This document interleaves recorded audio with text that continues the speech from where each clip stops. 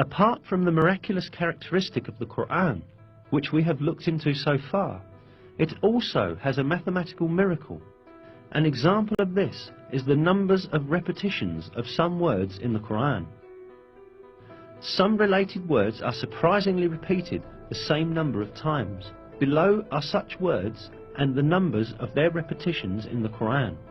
The word day is repeated 365 times in singular form, while its plural and dual forms, days, together are repeated 30 times. The number of repetitions of the word moon is 12.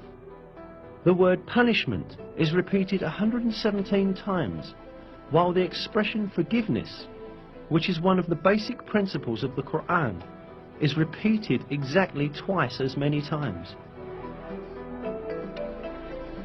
The number of times the words world and hereafter are repeated is also the same, 115.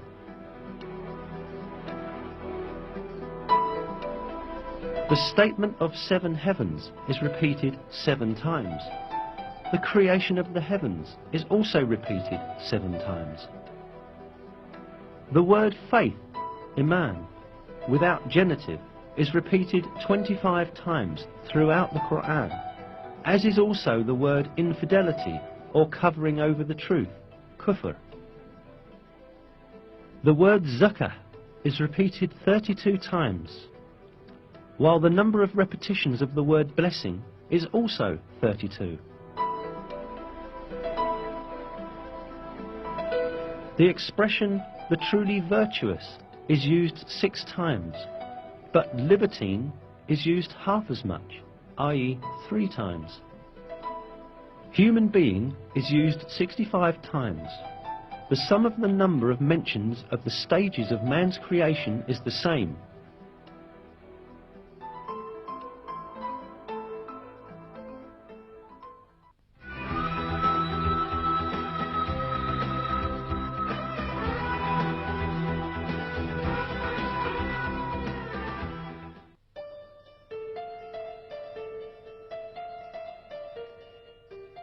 All that we have seen so far shows us an apparent fact.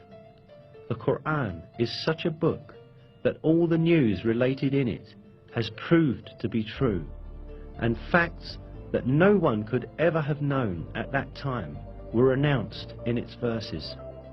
Certainly this provides clear evidence that the Quran is not the word of man. The Quran is the word of God, the originator of everything, and the Almighty, who encompasses everything with his knowledge. In a verse, God remarks on the Quran, "If it had been from other than God, they would have found many inconsistencies in it."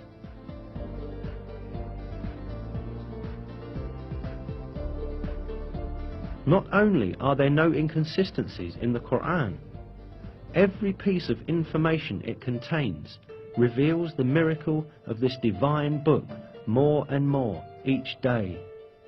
What falls to man is to hold fast to this divine book revealed by God and receive it as his one and only guide.